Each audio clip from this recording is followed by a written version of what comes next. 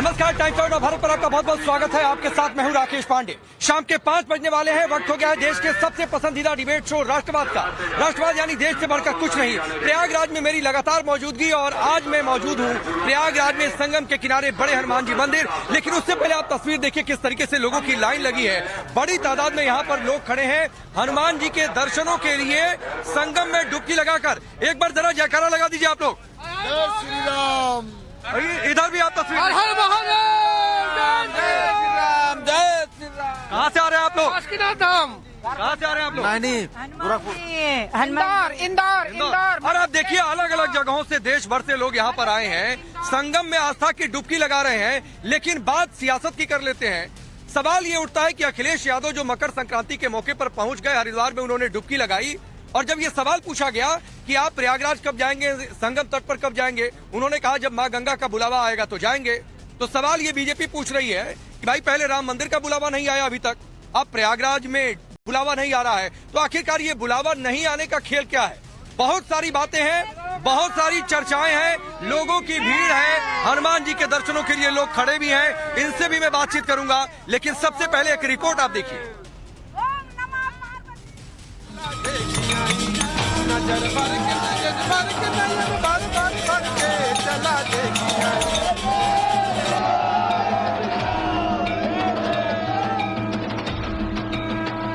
एक तरफ प्रयागराज में महाकुंभ में करोड़ों सनातनी गंगा में डुबकी लगा रहे हैं। देश ही नहीं दुनिया के कोने कोने से लोग आस्था की डुबकी लगाने आ रहे हैं। दूसरी तरफ अखिलेश यादव ने भी गंगा में डुबकी लगाई है। लेकिन अखिलेश ने गंगा स्नान वाली डुबकी प्रयागराज में नहीं बल्कि हरिद्वार में लगाई है। हरिद्वार में मकर संक्रांति के मौके पर अखिलेश ने ये डुबकी लगाई और फिर खुद ही डुबकी लगाते हुए तस्वीर को शेयर भी की। प्रयागराज छोड़कर हरिद्वार में अखिलेश के डुबकी लगाने पर कई सवाल उठ रहे हैं। सवाल किया जा रहा है जो राम मंदिर नहीं गए, राम बुलाएंगे तब जाएंगे कहते रह गए, वो अखिलेश क्या प्रयागराज में महाकुंभ में आस्था की डुबकी लगाने आएंगे? महाकुंभ में डुबकी के सवाल पर अखिलेश यादव ने फिर वही कहा जो राम मंदिर जाने पर कहा था। महाकुंभ में संगम जाने के सवाल पर अखिलेश कह रहे हैं जब माँ गंगा बुलाएंगी तब जाएंगे। माँ गंगा हरिद्वार से लेकर के और आखिरी कलकत्ता वेस्ट बंगाल वहां तक गंगा माँ बह के जाती हैं, और जो माँ गंगा में जहां डुबकी लगाना चाहे लगा सकता है। हर जगह का अपना महत्व है, समय के हिसाब से, और महत्व हर जगह का अलग अलग तरीके से है। कल जब मैं यहाँ आया महासंक्रांति थी, इसलिए मैंने कल ही यहाँ पर माँ गंगा के स्नान किया। दान की परंपरा है, मैं जरूर दान करूंगा। और संगम कब जाएंगे? जब माँ गंगा बुलाएंगे। हरिद्वार में डुबकी लगाने के बाद अखिलेश ने महाकुंभ की व्यवस्थाओं पर फिर सवाल किए और सरकार से कमियों को दूर करने की बात कही। ये समय उस चीज का नहीं है, लेकिन इतने संसाधन होने के बाद अगर कमियां रहती हैं तो कहीं ना कहीं कोई सवाल खड़ा करता है। और आज का समय तो ऐसा है कि हर चीज लाइव है, हर चीज दिख रही है, रिकॉर्ड कर रहे हैं लोग। हमें उम्मीद है कि सरकार उन तमाम कमियों पर ध्यान देगी और उन चीजों को सही तरीके से इंतजाम करके, क्योंकि अभी बहुत दिन महाकुंभ को चलना है, हमें उम्मीद है सरकार उन तमाम कमियों को दूर करेगी। प्रयागराज छोड़कर हरिद्वार में अखिलेश के डुबकी लगाने पर बीजेपी ने सवाल खड़े किए। बीजेपी पूछ रही है कि अखिलेश महाकुंभ में डुबकी लगाने आएंगे? इतना ही नहीं, बीजेपी का कहना है अखिलेश 2013 की अव्यवस्थाओं पर प्रायश्चित करने के लिए महाकुंभ में डुबकी लगाए। अखिलेश यादव ने गंगा का स्नान किया है और उन्होंने लिखा है कि मुझे गंगा का आशीर्वाद मिला। वास्तव में रात के अंधेरे में सूर्यास्त के पश्चात किसी भी नदी में स्नान वर्जित है, ऐसी मान्यता है। और मुझे लगता है कि मान्यताओं के खिलाफ कोई भी स्नान कभी आशीर्वाद नहीं देता। अखिलेश यादव जी से देश की जनता ये सवाल पूछ रही है कि महाकुंभ में आकर अखिलेश यादव जी अपने पाप धोने कब आएंगे, डुबकी कब लगाएंगे, वो पाप कब धोएंगे जिसमें कार सेवकों पे गोली चलाई गई, प्रभु श्री राम के भक्तों के ऊपर प्रहार किया गया, साधु संतों पर लाठी चार्ज किया गया। देश की जनता और हर सनातनी ये सवाल पूछ रहा है कि अखिलेश यादव क्या प्रयागराज में आकर महाकुंभ में डुबकी लगाएंगे कि आदरणीय मुलायम सिंह यादव जी की मूर्ति पर हार चढ़ाएंगे। वो कुंभ में, महाकुंभ में प्रयागराज डुबकी लगाने नहीं आए। वहाँ 3.5 करोड़ पूज्य साधु संत से लेकर के श्रद्धालुगणों ने डुबकी लगाई है।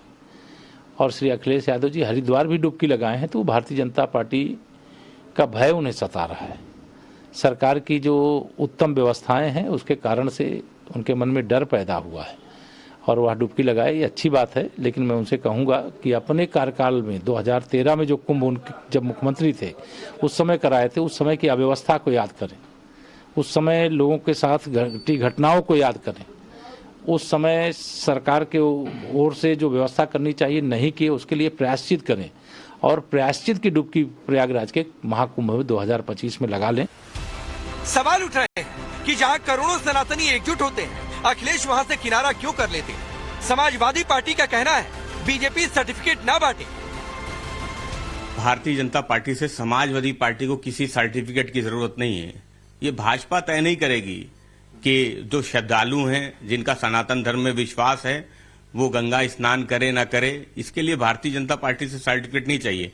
आदरणीय अखिलेश यादव जी हमेशा से गंगा स्नान करते आए हैं, जब भी कुंभ रहा है तब भी स्नान किया, इसलिए भारतीय जनता पार्टी के जो आरोप हैं वो निराधार हैं। भारतीय जनता पार्टी को सर्टिफिकेट बांटना बंद करना चाहिए। लेकिन सवाल सिर्फ महाकुंभ में आस्था की डुबकी लगाने का नहीं है। इससे पहले राम मंदिर प्राण प्रतिष्ठा में भी अखिलेश यादव नहीं गए और कहते रहे जब भगवान बुलाएंगे तभी जाएंगे। भगवान जिसको बुलाएंगे वो जाएंगे। आप जाएंगे? भगवान बुलाएंगे तो जाएंगे। अब सवाल है, क्या सनातन और राम से समाजवादी पार्टी को इतनी चिढ़ है? आज ही समाजवादी पार्टी के सांसद अवधेश प्रसाद के बेटे अजय प्रसाद के नामांकन से पहले अवधेश प्रसाद और अजय प्रसाद अयोध्या में सरजू जी, हनुमानगढ़ी, पंचमुखी और महादेव का दर्शन किया, लेकिन रामलला का दर्शन करने नहीं गए, राम जन्मभूमि दर्शन करने नहीं गए। अब सवाल है, क्या तुष्टीकरण और वोट बैंक की राजनीति के लिए राम और सनातन से सपा को चिढ़ है?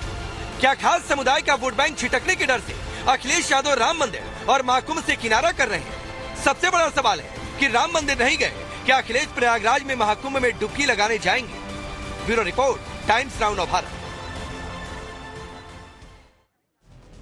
अब भाई लोग सवाल पूछ रहे हैं कि राम मंदिर का बुलावा अभी तक नहीं आया, बुलावा आगे प्रयागराज में भी आएगा नहीं आएगा, क्या होगा? चलिए मैं पहले आपका परिचय आज के मेहमानों से करवाता हूं। शिवम त्यागी भारतीय जनता पार्टी के नेता और प्रवक्ता, करण वर्मा राजनीतिक विश्लेषक के तौर पर, वरुण पुरोहित जी कांग्रेस पार्टी के नेता, फराज किदवई समाजवादी पार्टी के नेता और प्रवक्ता, हाजी नाजिम खान मुस्लिम स्कॉलर के तौर पर आप सभी का बहुत बहुत स्वागत है। लेकिन चूंकि मैं संगम की धरती पर मौजूद उन लोगों के बीच में मौजूद हूँ, जनता जनार्दन है, इसलिए पहला सवाल जनता से ही मैं पूछूंगा।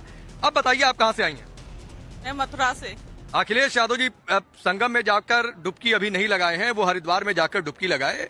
बीजेपी सवाल पूछ रही है भाई, जैसे राम मंदिर का बुलावा नहीं आया वैसे ही प्रयागराज का भी बुलावा आएगा नहीं आएगा, आप कैसे देखती हैं? जबकि करोड़ों लोग रोज यहाँ नहा रहे हैं। तो करोड़ों लोगों को बुलावा नहीं दिया गया ना, अपनी श्रद्धा से आ रहे हैं सब लोग। अगर उनके अंदर श्रद्धा होती तो वो भी आते।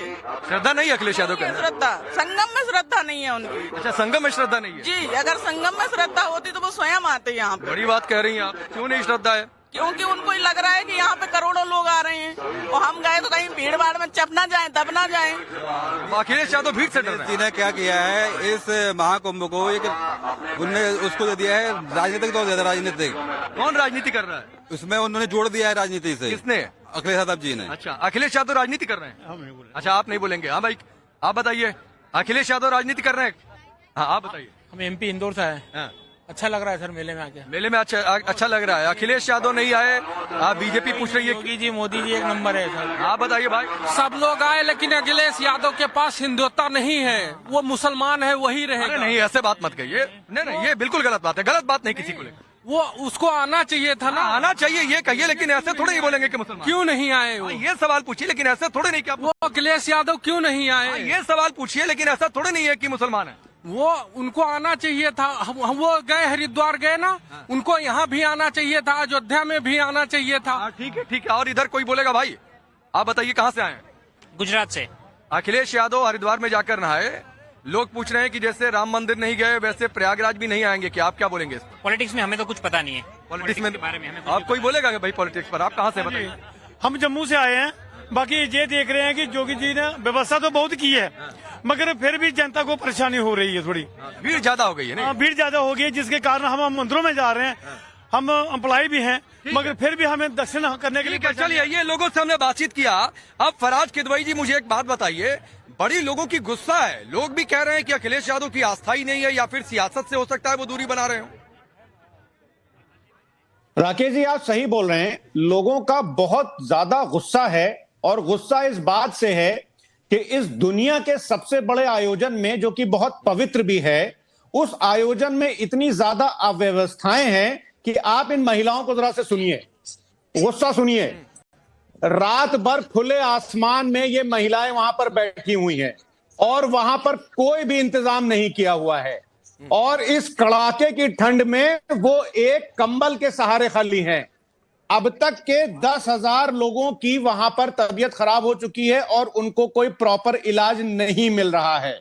और सबसे बड़ी बात यह है कि ये एक बहुत ही प्रतिष्ठित चैनल ने यह खबर चलाई है कि वहां पे जो नाविक हैं, वो नाविक जो कि संजय निषाद जी, जिनके वोटों के ऊपर राजनीति कर रहे हैं, उनको नाव नहीं चलाने दी जा रही है, उनका रोजगार छीन लिया गया है। और माननीय मुख्यमंत्री जी ने अपने जो पसंदीदा लोग हैं उनको वहां पर व्यापार करने की अनुमति दी हुई है। तो आप सही बोल रहे हैं, गुस्सा तो नाविकों का भी है, गुस्सा तो महिलाओं का भी है। आपने अपनी बात कही, आपने अपना एजेंडा कहा, मुझे उसमें कोई दिक्कत नहीं है, आपको कहना भी चाहिए। आपने अपनी बात कही, अपना एजेंडा कहा, मुझे कोई उसमें दिक्कत नहीं है, आप बिल्कुल कहिए, आपका स्वागत है।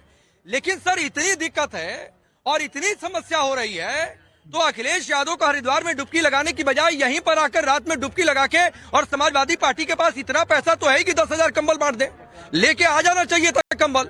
हम भी उसको कवर करते, उनके साथ घूम घूम कर कवर करते। मैं यहीं पर हूं और अगले कई दिन रहेंगे, तो लेके आना चाहिए था ना कि जो लोग बिना कंबल के खुले आसमान के नीचे हैं, उनको 10,000 कंबल ही बांट दे। क्या दिक्कत है? नहीं बांट सकती है क्या सपा?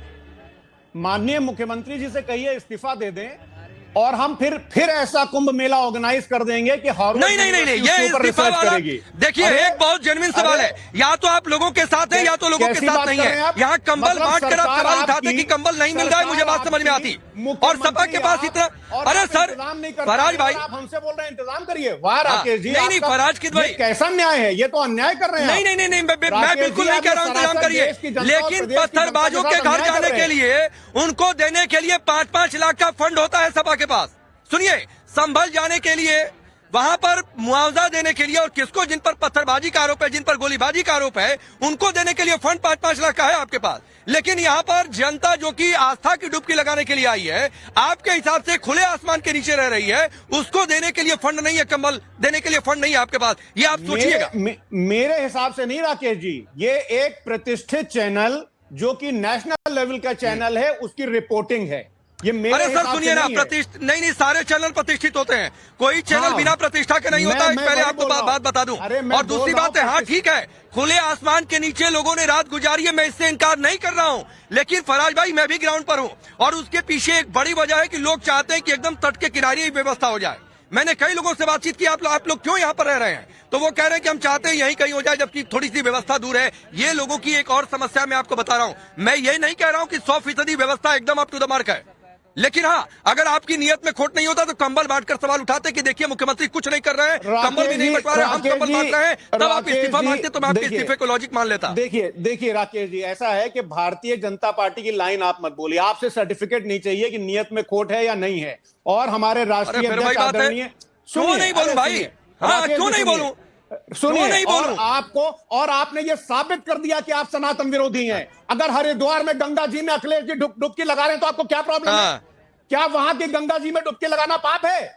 अरे मुझे कोई प्रॉब्लम नहीं है, अरे वहां लगा के यहाँ भी आ जाते भाई, मुझे कोई प्रॉब्लम नहीं है। मैं तो कहीं नहीं रहा हूँ कि हरिद्वार में डुबकी लगाकर अच्छा गलत किया है। ना, मेरे बलिया में भी, मैं बलिया से आता हूँ, और बलिया में भी गंगा जी है, वहां भी जाकर डुबकी लगा ले, कोई दिक्कत नहीं है। वाराणसी में भी है, वहां पर भी जाकर डुबकी लगा ले। हरिद्वार में डुबकी लगाने पर सवाल नहीं है, हरिद्वार में डुबकी लगाने पर सवाल नहीं है फराज किदवई, सवाल है कि प्रयागराज में कब आएंगे, बुलावा नहीं आ रहा है। तो जैसे राम मंदिर का अभी तक बुलावा नहीं आया, तो क्या प्रयागराज का भी कभी नहीं आएगा? आपको नहीं बताएंगे। और बताइए, आपको नहीं बताएंगे क्या कि हम कब आएंगे? क्या क्यों हम नहीं बताएंगे? कब आएंगे हम आपको नहीं बताएंगे। क्या चीज? आपसे सर्टिफिकेट नहीं चाहिए। अरे हम हमारे राष्ट्रीय अरे मैं क्या अध्यक्ष कर, अरे वो आदरणीय- तो नहीं, अरे नहीं बताएंगे क्या? मत बताइए, ये आपका मन है।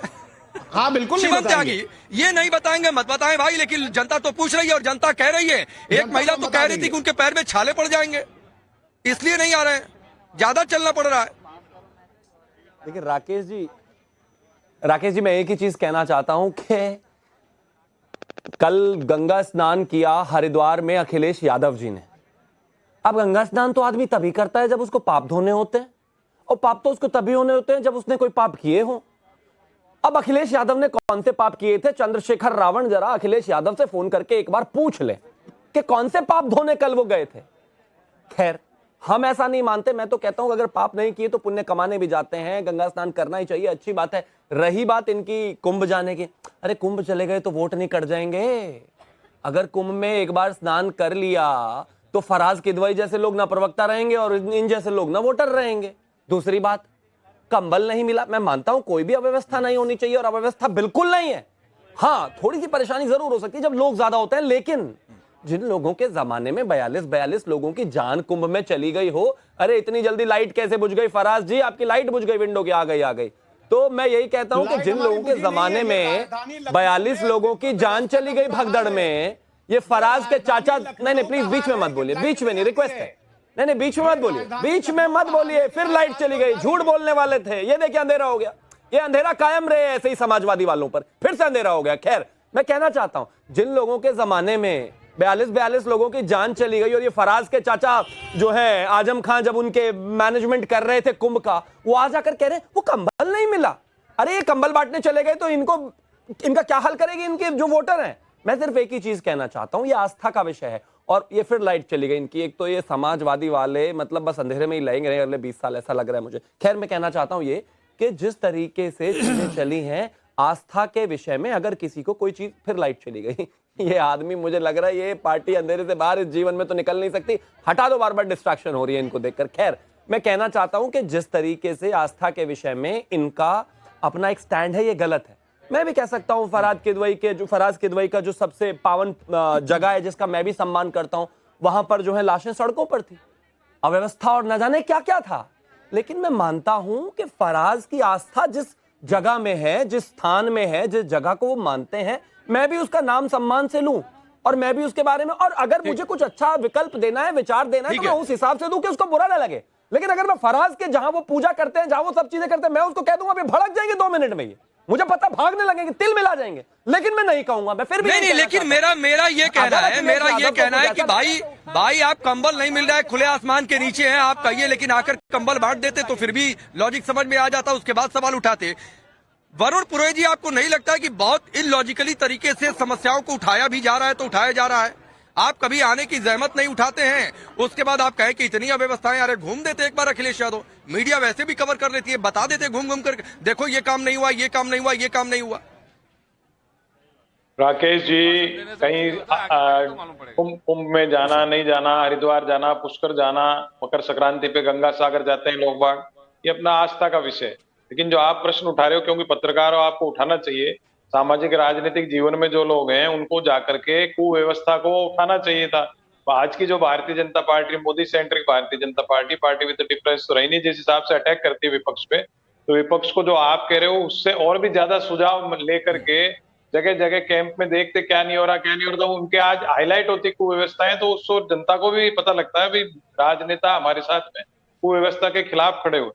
ये चीज मैं, अखिलेश यादव कहाँ गए उस पर निजी किसी के टिप्पणी जी सर, आप भी तो उसी नाव में सवार हैं, वो कह रहे हैं बुलावा आएगा तो जाएंगे।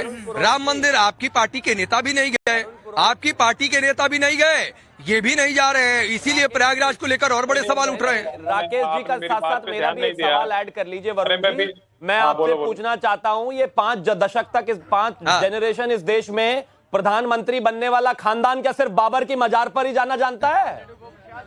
श्री राम मंदिर या फिर कुंभ स्नान में नहीं जाना जानता क्या? चादर चढ़ाने ठीक है। जाते हैं। ये राहुल गांधी और ये सोनिया गांधी क्या सिर्फ बाबर की मजार पर ही जाना जानते हैं? इनको कहिए श्री राम मंदिर चले जाएं, कुंभ चले जाएं, कुंभ नहाएंगे, हो सकता है बुद्धि बेहतर हो जाए। क्या बोलिए?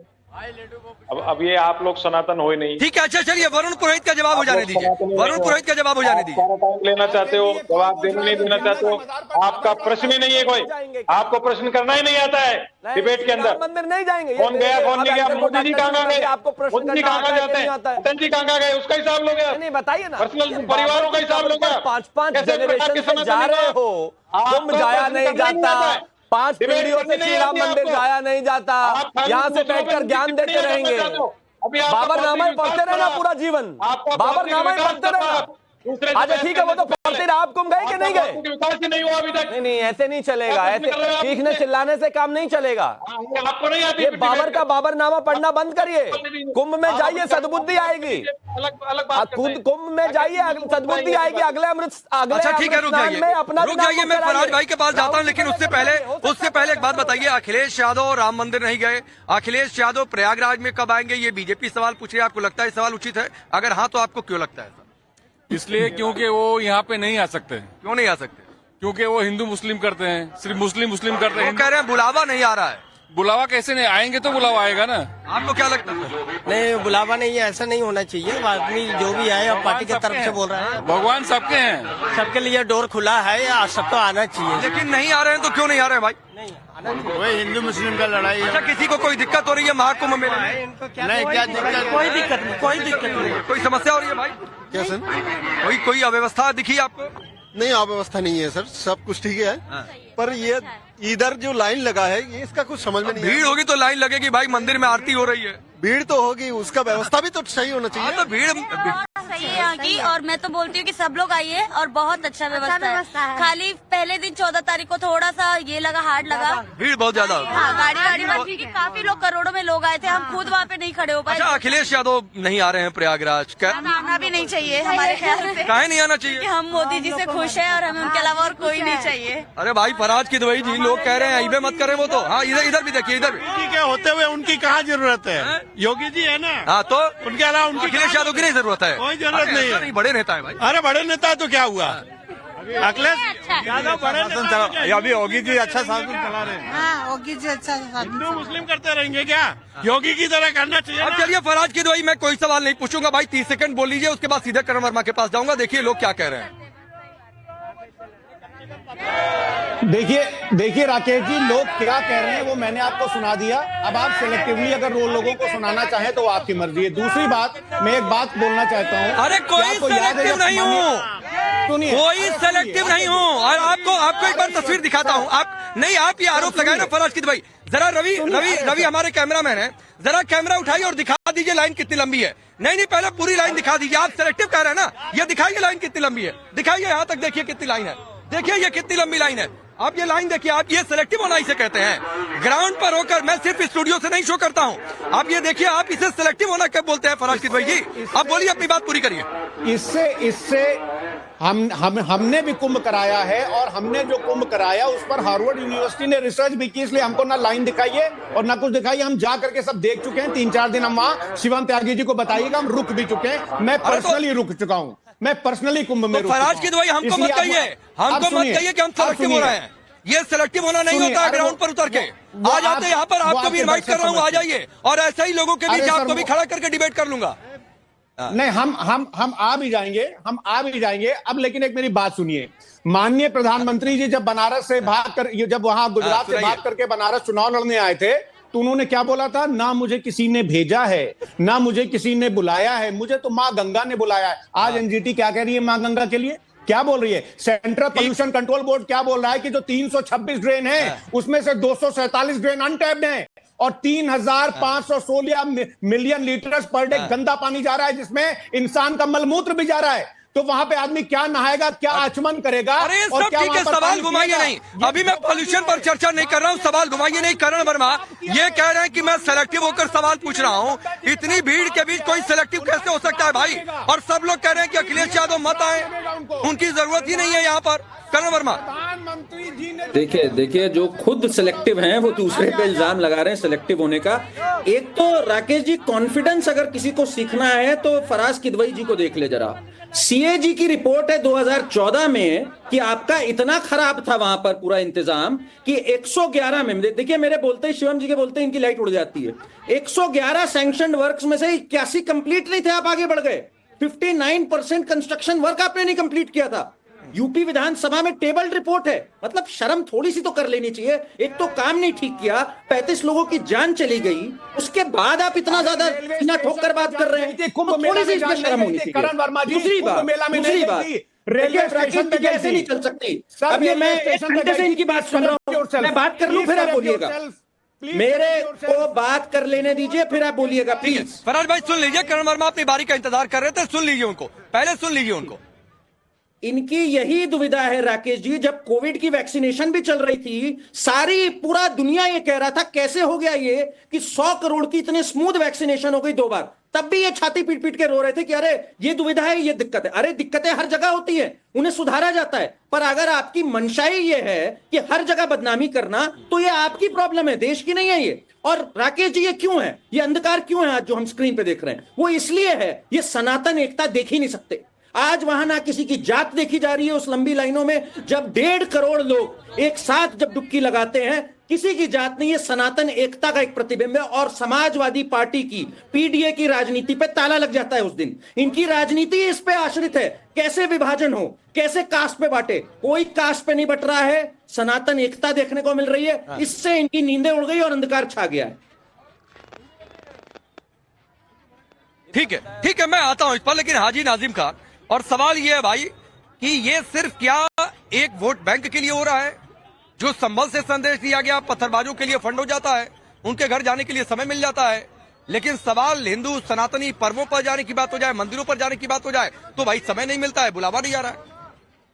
हाँ राकेश भाई, देखिए जिस तरीके से अभी यहाँ बातें चल रही थी, आपका सवाल भी है, तो देखिए हम लोगों को लगता है कि साधु संत जो है हमारे यहाँ पे कुंभ के मेले में ठगे से जा रहे हैं। मैं कोई व्यवस्था नहीं है यहाँ पर, जो आने वाले हैं वो कह रहे हैं कि देखिए इतनी ठंड में हमें खुली छत के नीचे रहना पड़ता, अगर मुसलमानों की एंट्री होती तो भाई हम कंबल बांट देते, अपने किसी भी जो दर्शनार्थी हैं उनको किसी को भी ठंड में नहीं रहने देते। ये हम मुस्लिम अपने मुस्लिम वादा करते हैं। बताइए, मैं आपको रिसीव करके लेके आऊंगा, किसने रोका है आपको आने के लिए? नहीं, किसने आपको रोका है? आप लेकर आइए कंबल, आइए, मैं आपको आपके साथ रहूंगा, आइए। किसने रोका है आपको? बताइए कब कंबल लेकर आ रहे हैं, तारीख और समय बताइए।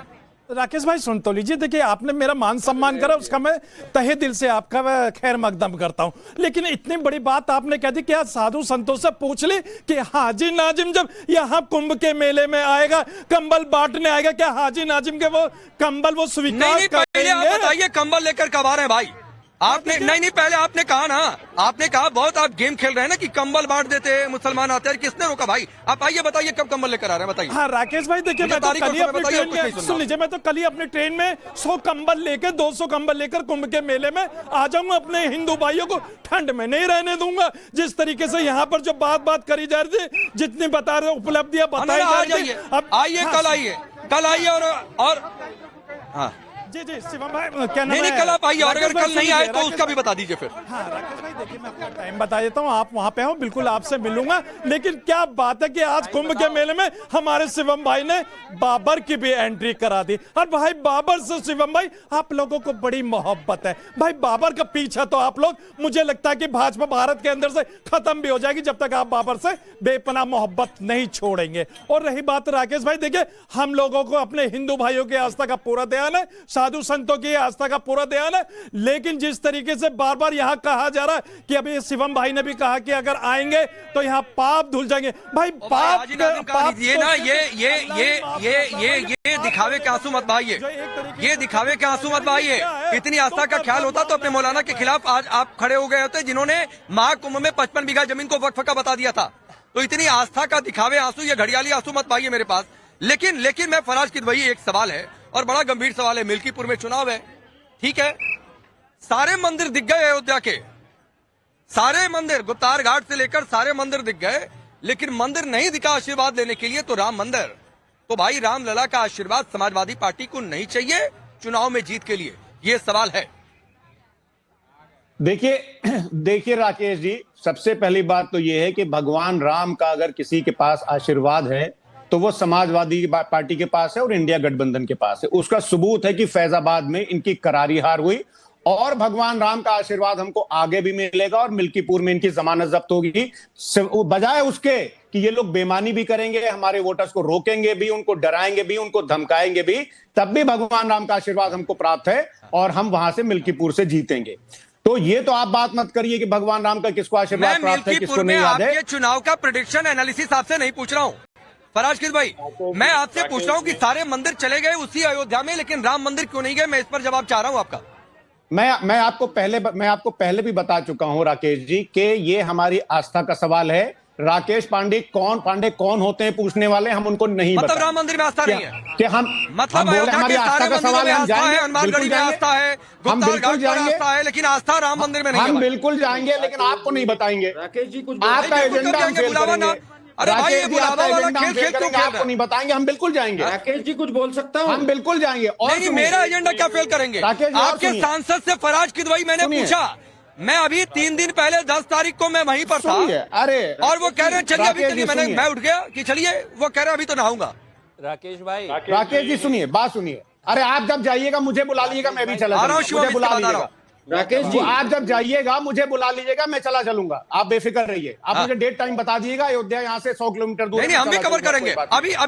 अभी फराज किद भाई की बात हो जाए, फिर शिवम आ रहा हूँ आपके पास। जिस दिन आप कहिए। अब दूसरी बात यह है कि हम भी एक केदारेश्वर मंदिर बना रहे हैं। हमारा संकल्प है कि हम वहां दर्शन करने जाएंगे, उसके बाद में हम राम मंदिर भी जाएंगे। मैं भारतीय जनता पार्टी से और शिवम त्यागी से पूछना चाह रहा हूं कि केदारेश्वर मंदिर में वो भी आए, उनका स्वागत है, और उसको बनाने में हमारा सहयोग करें, हमको चंदा भी दें।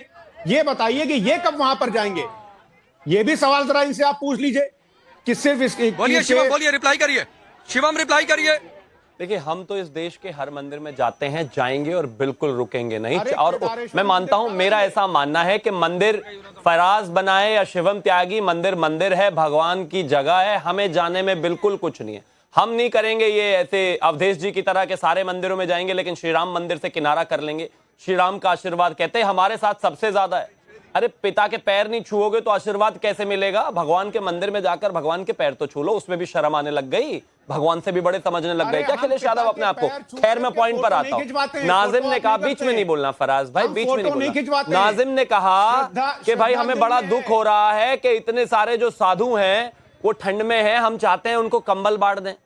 अरे कल तक हमें आप धमकियां देते फिरते थे कि 15 मिनट के लिए पुलिस हटा दो, आज हमारे लिए, हमारे साधुओं के लिए इतनी चिंता हो रही है, कह रहे कंबल बांट देते। खैर, पहले लोग इस तरह की बातें किया करते थे, कुंभ में लोग बिछड़ जाते हैं। हो सकता है कि हाजी नाजिम हमसे कभी कुछ 100 साल पहले हमारे भाई हैं, बिछड़ गए हो, घर वापसी अब कुंभ में होना संभव है इनका, आ जाइए, लगे हाथ घर वापसी भी हो जाएगी। सुन लीजिए, करा देंगे भाई, अब भाई हमारे, नाराज कैसे हो गए? अरे नाराज कैसे, ये तो नाराज हो गए शिवम भाई, अभी आप अरे तो नाराज हो गए, मैंने कहा घर वापसी कर लेंगे तो नाराज हो गए। अरे कुंभ में खोए हुए लोग मिल जाते हैं। अखंड भारत के अंदर आए थे श्रीलंका के। नहीं, अखंड भारत तभी होगा जब हमारे भाई वापस आएंगे। सुन लीजिए भाई, आप मेरा दोनों डीएनए करा लीजिए, आपका मेरा डीएनए दोनों का सेम निकलेगा। आप बाबा एक एक करके लड़ लेते हैं। देखिए मैं कह तो रहा हूँ आपको, हो सकता है कि 100-200 साल पहले हमारा नाजिम भाई हमसे बिछड़ गया था, वो आ जाए कुंभ के मेले में, वापसी कर ले, मिल जाएगा। पहले फिल्मों में डायलॉग होता था कि कुंभ में लोग बिछड़ते हैं,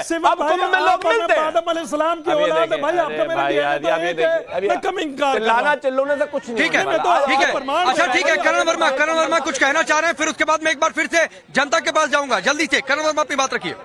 देखिए, पता नहीं क्या सहयोग है, जब आप मेरे पास आते हैं, शिवम जी पे आते हैं, फराज किद भाई पे अंधकार छा जाता है, फिर हो गया। ये क्या सहयोग है, ये मेरे नहीं समझ में आ रहा। खैर, एक फराज जी से बस ये पूछना था मुझे, राम गोपाल यादव, इनकी समाजवादी पार्टी के जो ये आस्था की बात कर रहे हैं, उन्होंने कहा राम मंदिर बेकार है। इतनी बड़ी बात कह दी, आज यहाँ पे उस बात का खंडन करते हैं या कि नहीं करते हैं? झूठ बोल रहे हैं आप झूठ बोल रहे हैं। चेक कर दीजिए, राकेश जी बता दीजिए, बोली थी बात की नहीं बोली? बोल रहे हैं उन्होंने, राम मंदिर बेकार है, बोली थी कि नहीं बोली थी? आप झूठ बोल रहे हैं। अरे आप झूठ बोल रहे हैं, उन्होंने ये कभी नहीं कहा था कि राम मंदिर बेकार है। आप सुनाइए, स्टेटमेंट सुनाइए। राम मंदिर बेकार है उन्होंने अगर कहा है, और वरना आप माफी मांगेंगे। अच्छा क्या है? वरना आप माफी मांगेंगे, करण वर्मा माफी भी मांगी उसके बाद। आप झूठ बोल रहे हैं। देखिए, जहां आप झूठ बोलते हैं अंधकार छा जाता है। आप माफी मांगेंगे, बेकार की चीज है ये तक बोला उन्होंने, फिर माफी तक मांगी उससे।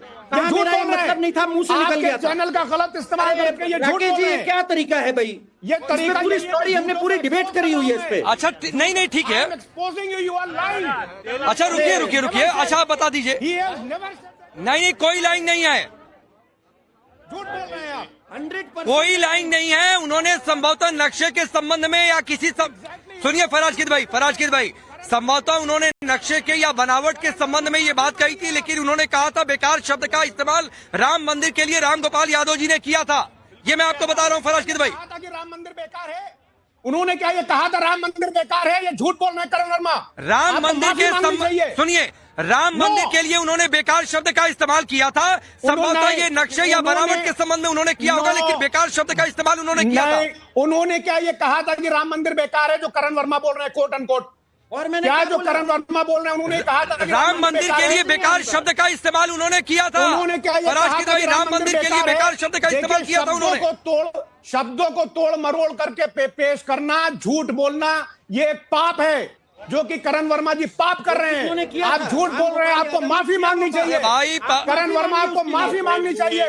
आप भारतीय अच्छा जनता पार्टी का चलिए प्रचार थोड़ा गलत सा तरीके आखिरी दौर में है। आप लोग कहाँ से आए भाई? जी मैं अजमेर से आया हूँ। अजमेर से आए। अखिलेश यादव क्यों नहीं आ रहे हैं इधर? अखिलेश यादव इसलिए नहीं आ रहे क्योंकि वो हिंदुओं के विरोध में काम कर रहे हैं। अखिलेश यादव क्यों नहीं आ रहे हैं भाई?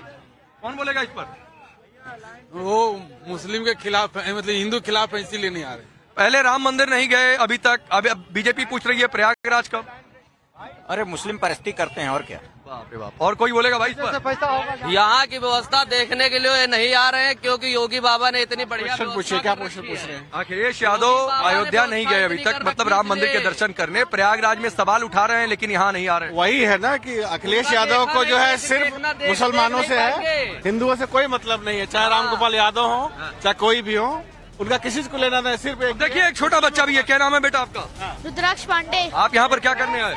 कुंभ घूमने आए थे। कैसा लग रहा है मेला? बहुत अच्छा लग रहा है। व्यवस्था ठीक लग रही है आपको? ठीक लग रही है। अरे किस क्लास में पढ़ते हैं आप? 5th क्लास में। हाँ आप बताइए। शिवांगी। मेले में व्यवस्था कैसी लग रही है आपको? अच्छी है। अखिलेश यादव नहीं आ रहे हैं, दूर रहकर सवाल उठा रहे हैं। कुछ बोलेंगे आप इस पर? नहीं बोलेंगे। पॉलिटिक्स पर नहीं बोलना है, पॉलिटिक्स में नहीं बोलना है। लेकिन आप ये देखिए, और मैं एक बार फिर से दिखाता हूं। आप ये देखिए कितनी बड़ी तादाद में यहाँ पर लोगों की भीड़ है, और ये लोग संगम में डुबकी लगाने के बाद हनुमान जी के दर्शन करना चाहते हैं, इसलिए लोगों की भीड़ है। और हमारी लगातार मौजूदगी प्रयागराज में। वक्त इतना ही है। आप सबका बहुत बहुत शुक्रिया।